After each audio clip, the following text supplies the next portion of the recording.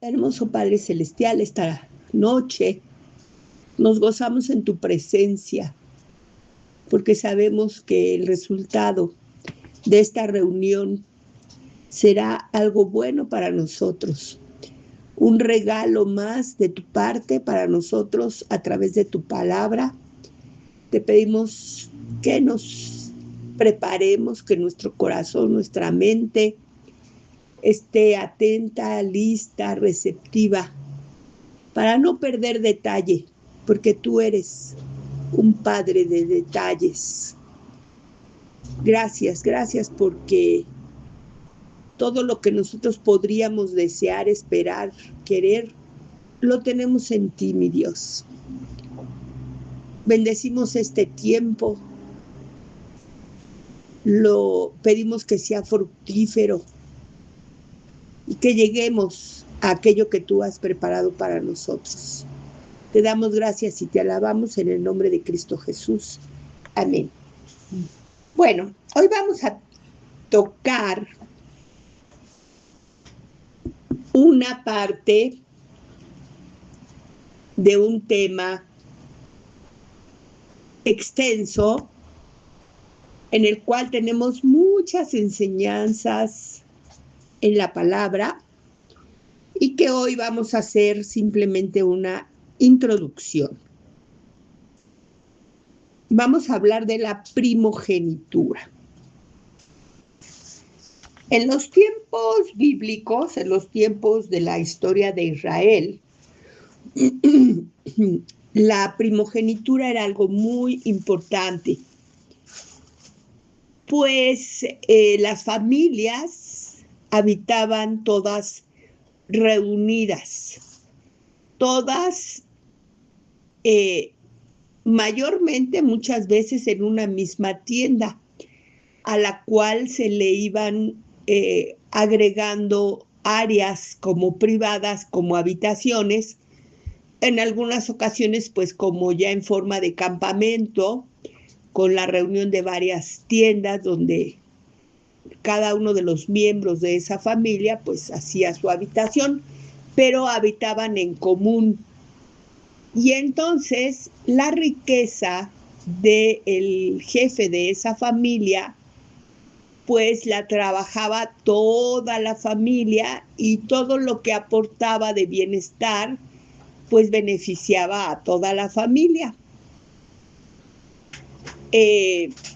Posteriormente, ya cuando se instalaron en la tierra prometida, pues ya tuvieron espacios de tierra asignados a cada uno de los principales de las familias. Y entonces, para ellos, era importante la primogenitura, pues al primer hijo varón, porque las herencias se repartían únicamente entre los hijos varones. Las mujeres, de hecho, eran protegidas y beneficiadas con los bienes de los varones. Entonces, al primogénito, cuando el padre faltaba, le daban una porción doble de lo que se estuviera repartiendo. Si no tenían tierras, pero había ganado, al primogénito se le daba el doble de los animales. Si tenían tierras y repartían la tierra entre los herederos, al primogénito se le daba el doble. Esta doble porción en la herencia tenía su importancia pues en lo material, pero también la primogenitura tenía un aspecto espiritual, y este era que ese primogénito era el cual estaba encargado de la protección espiritual y de que a través de él fluyera la bendición para todos los miembros de esa familia. Entonces, de manera inicial, aunque les digo que este tema tiene muchos puntos para estudiarse, nosotros vamos a ver en Génesis 49 cómo Jacob, al que Dios le llamó posteriormente el nombre por Israel, bendice a sus 12 hijos. Él tuvo 12 hijos. Y entonces cuando él bendice, que ellos no eran dueños allí de ninguna propiedad, pero tenían las promesas de Dios. Y entonces él les da palabras que hablan de lo que hay en el corazón de Jacob y también de lo que Dios está manifestando a través de su comunión con Jacob, que va a acontecer con cada uno de sus hijos cuando ellos ya tomen posesión de la tierra que Dios siempre ha planeado que posean y que desde los tiempos de Abraham había ya declarado que ellos la iban a poseer. Entonces, aquí ya había habido de parte de Dios declaración y promesas para Abraham, luego para Isaac, fue el heredero de esas promesas, y luego Jacob había sido el heredero de esas promesas, y ahora estas iban a pasar a sus 12 hijos. Entonces, cuando Israel, Jacob, morando en Egipto, ya como por unos 17 años, desde que fue invitado en aquel tiempo de hambruna,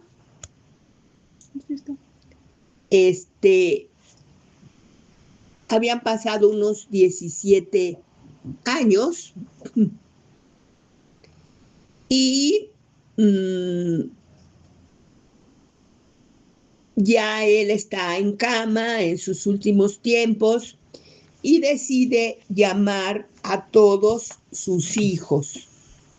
Y entonces se presentan sus 12 hijos delante de él y él les da palabras a todos y cada uno en el orden en el que ellos fueron naciendo, o sea, del mayor al menor.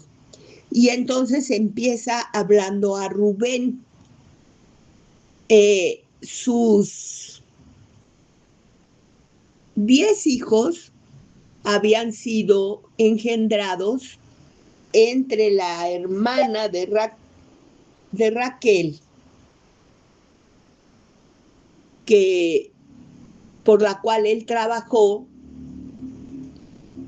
y que se la dieron el día de la boda en vez de la esposa que él esperaba, y sus siervas y las siervas de Raquel. Entre ellas tuvieron 10 hijos.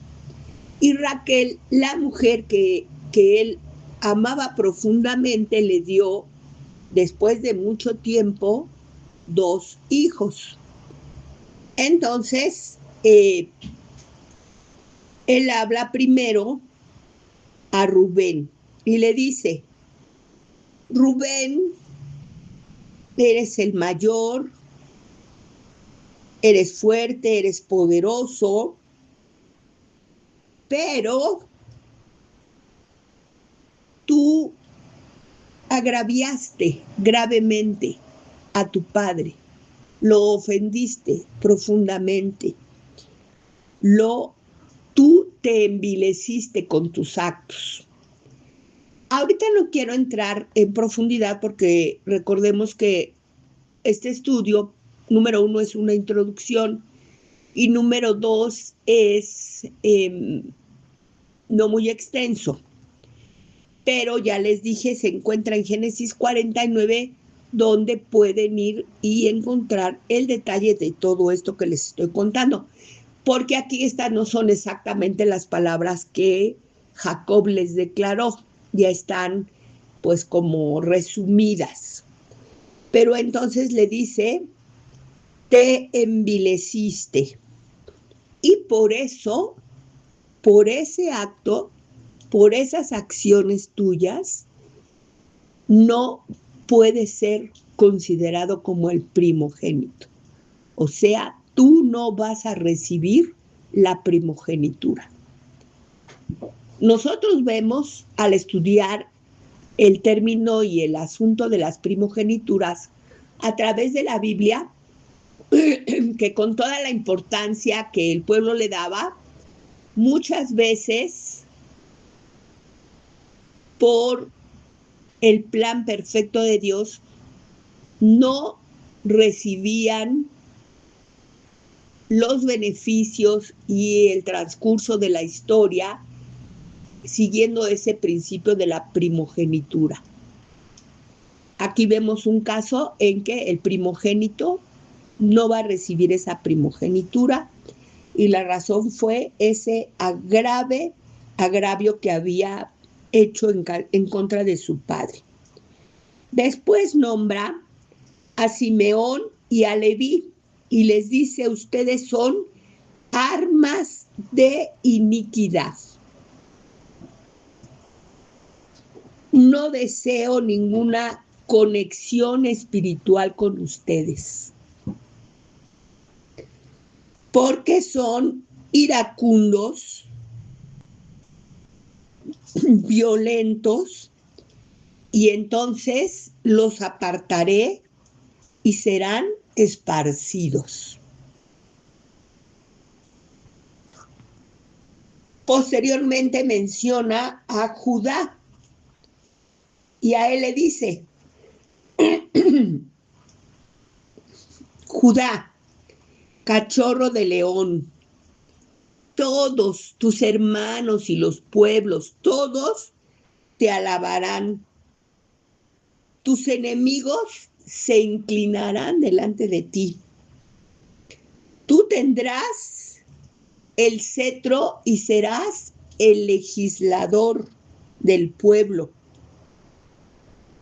Y aquí estaba hablando ya de que esa tribu de Judá en algún momento sería la que reinaría sobre las 12 tribus, y también le da una profecía de los tiempos finales, de lo que aparece en el Apocalipsis.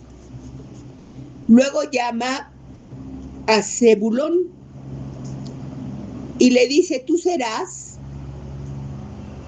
marino,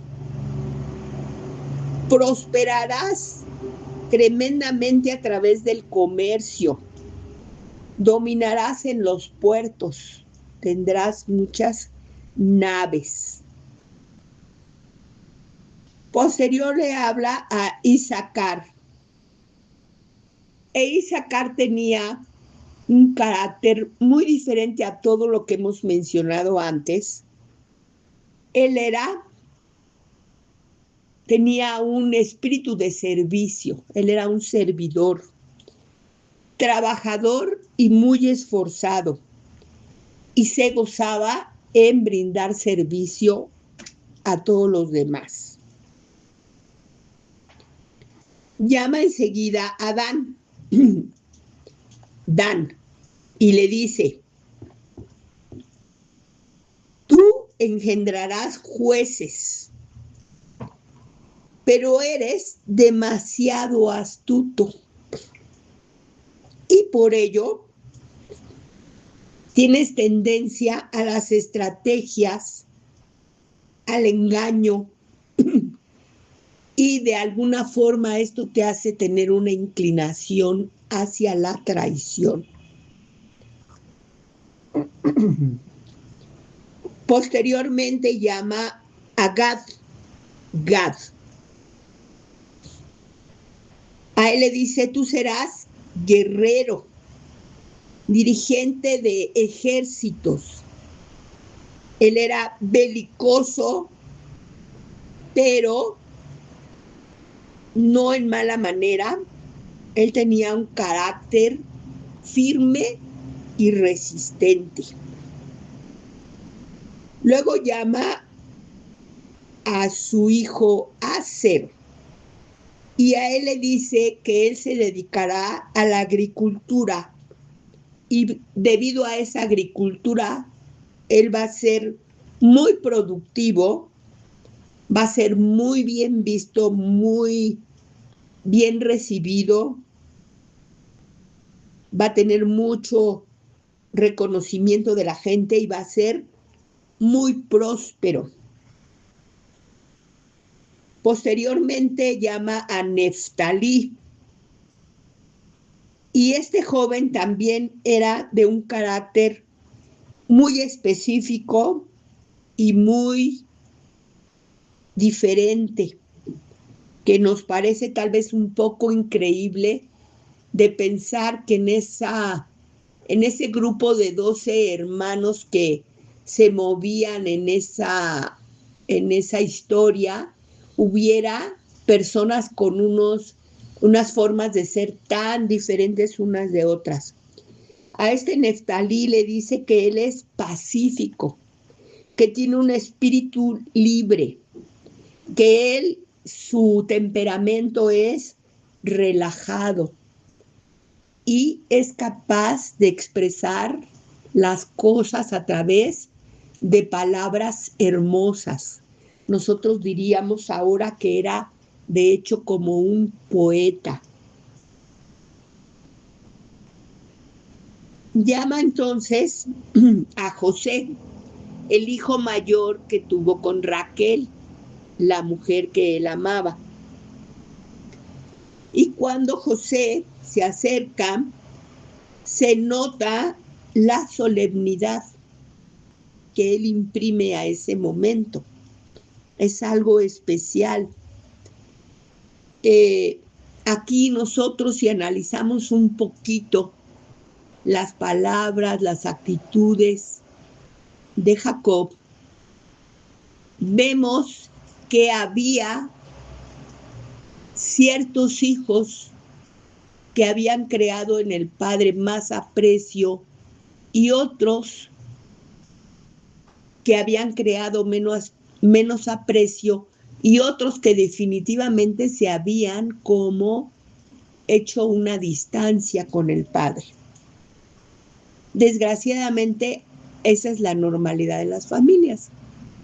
Nosotros como padres queremos siempre actuar igual con todos los hijos, no ejercer ninguna diferencia, ninguna injusticia, obrar justamente, hacer a nuestros hijos sentirse seguros, amados, aceptados en todo, pero desgraciadamente, a veces por sus mismas acciones, a veces por nuestras mismas debilidades o por deficiencias en nuestro carácter o formas de ver la vida, decisiones que tomamos, parece que en las familias estas diferencias se hacen. Entonces aquí él llama a ese hijo de su mujer amada, a José, y le dice: tú eres el hijo de mi vejez, hijo engendrado con la mujer amada.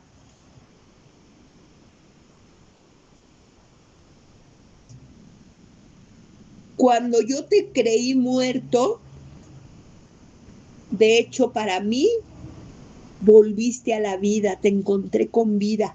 Imaginemos lo que significa para un padre a un hijo tan querido pensar que ya lo perdió eternamente por medio de la muerte y que Dios nos dé el gozo y el privilegio de no verlo muerto, verlo con vida. Pues eso lo experimentó Jacob con José.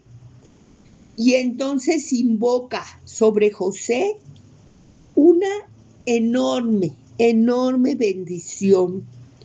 Y entonces le dice que va a recibir bendición de arriba, o sea, de los cielos. Bendición desde abajo, o sea, desde los abismos.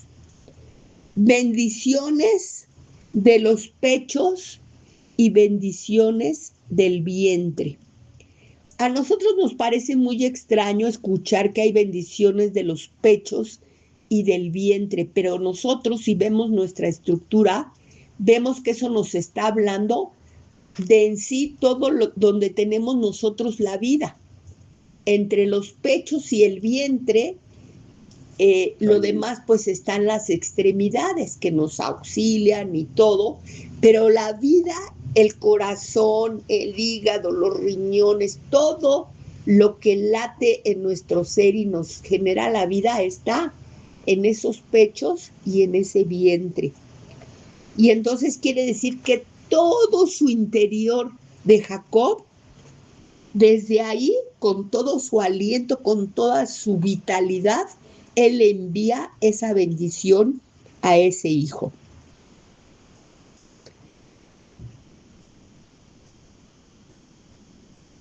Luego le dice, yo tuve más bendiciones que mis ancestros y tú tendrás más bendiciones aún que yo.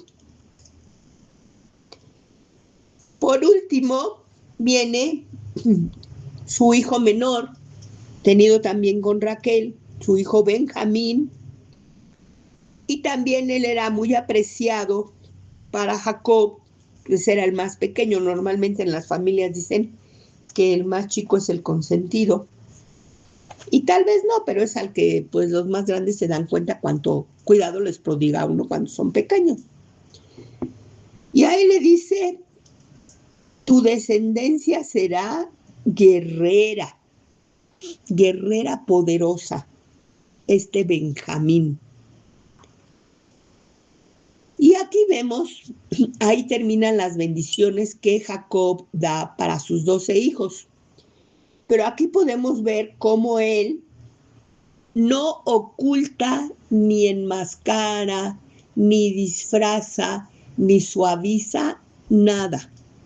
Habla con sus hijos la verdad tanto del carácter de ellos como de las emociones de él, como de los planes de Dios para su futuro. Y entonces, a través de sus palabras, mayormente les da palabras de esperanza, de lo que va a venir en el futuro. El futuro va a traer todo esto para ti, así va a ser el movimiento de todas tus generaciones. Y a la vez también les da advertencias y les dice, tu hijo tienes estos problemas, tienes estas debilidades, esto perjudica tu prestigio, tu alcance y lógicamente tu desempeño en la vida para ti y para tus generaciones, porque eso es una realidad.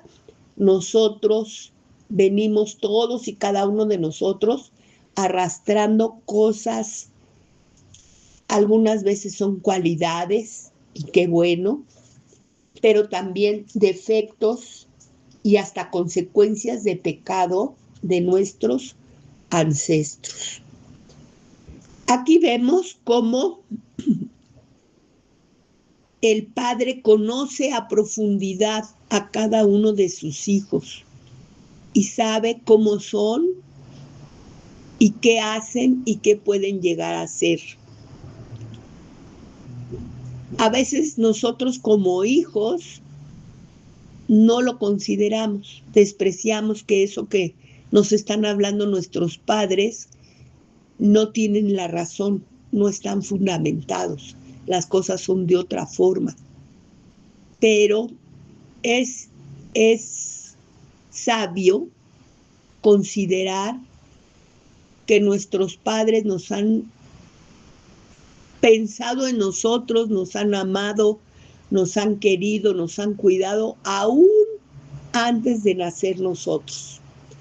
Y luego, durante todo nuestro crecimiento, cosas que nosotros recordamos y cosas que no recordamos, pero que ellos estuvieron presentes, las vieron y las vivieron con nosotros y les han revelado cosas de nuestro carácter y de nuestra formación y de nuestras emociones y de nuestros sentimientos.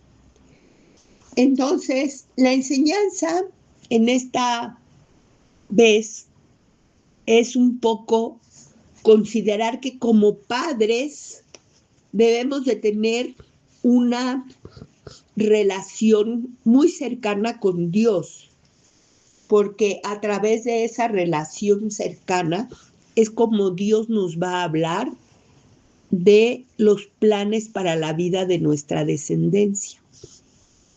Hay que ser congruentes, como dice la palabra, que nuestro sí sea sí, nuestro no, no, y que aquello que queremos que los demás hagan también lo hagamos nosotros, para tener un testimonio que nos respalde cuando nosotros orientamos a nuestros hijos.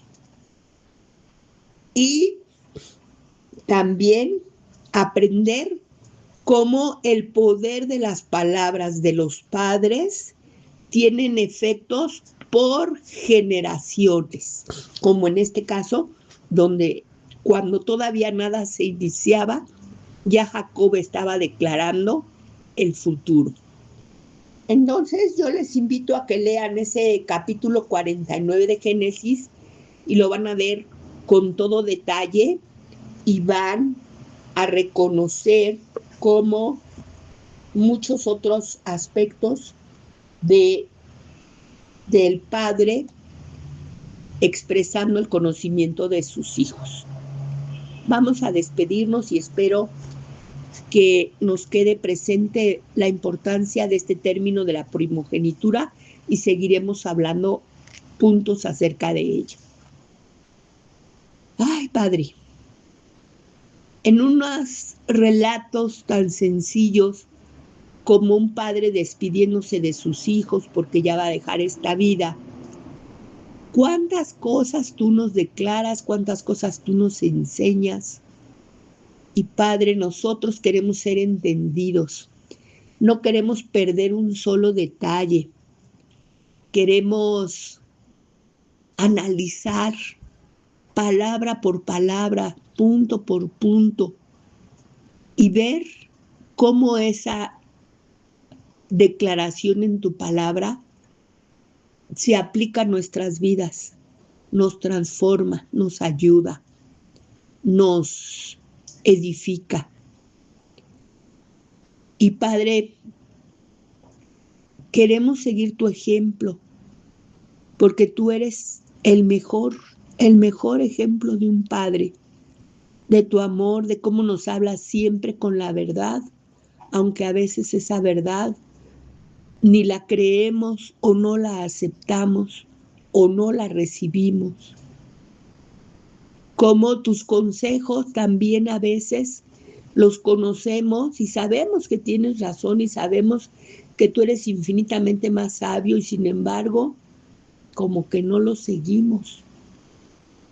Nos ensimismamos en nuestra necedad y queremos experimentar nuestros propios decisiones, pensamientos, elecciones y luego al cabo de los años nos damos cuenta que tú eras ese camino que nos mostrabas, era el mejor.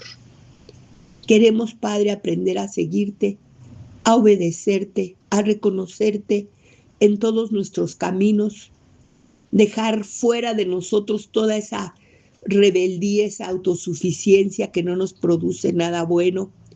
Queremos someternos bajo tu sabiduría, tu tutela, tu guía, y solamente necesitamos practicarla para volvernos cada vez más entendidos, sensibles, para conocer esa dirección que tú nos estás dando. Y cuando eso alcanzamos, esa madurez, se acaban o se disminuyen mucho los errores en nuestra vida.